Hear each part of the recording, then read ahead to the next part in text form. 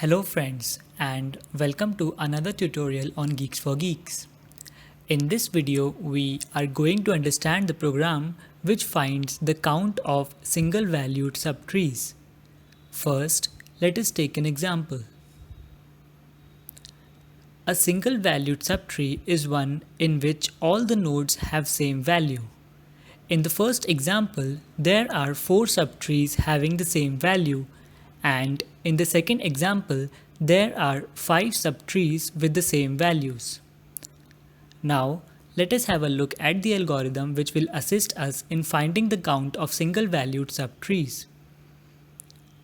Let us also have a sample tree to test our algorithm. We pass the root node, which is 5, and the value of count, which is initially set to 0, to function countSingleREC. Since root is not null, we recursively count in the left and right subtrees. So first we call the left child of root, which is 1, using a call stack. Since root is not null, we again call the left child of 1, which is 5. Again, as root is not null, we pass the left child of 5, which is null. Now, as root is pointing to null, we return true. Next, we pass the right child of 5, which is also null. As root is pointing to null, we again return true.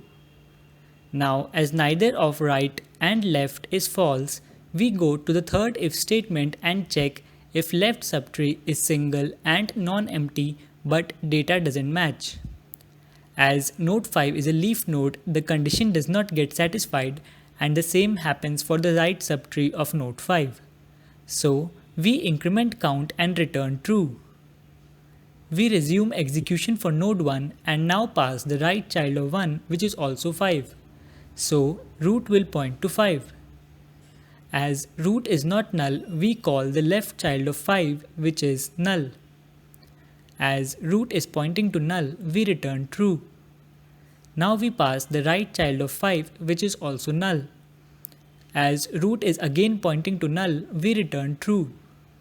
Since both left and right are true and 5 is a leaf node, we increment count and return true. Now we continue execution for node 1.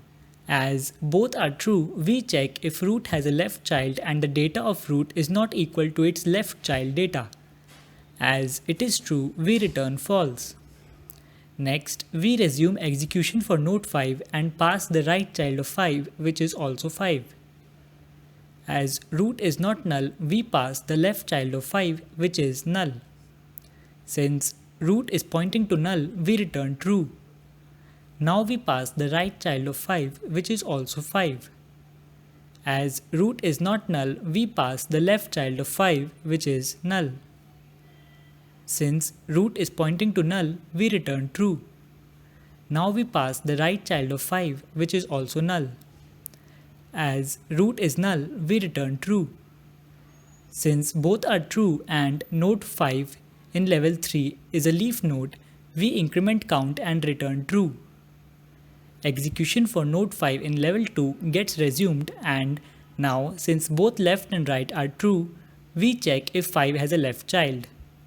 As it does not have a left child, we check if 5 has a right child, and that if 5's right child's data is not equal to 5.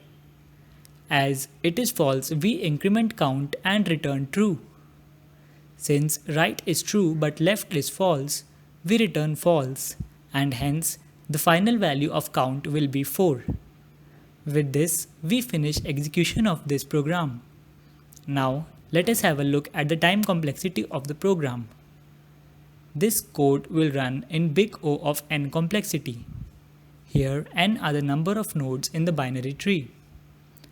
With this, we come to an end of this tutorial. For any doubts or suggestions, please leave them in the comment section below. Thank you for watching.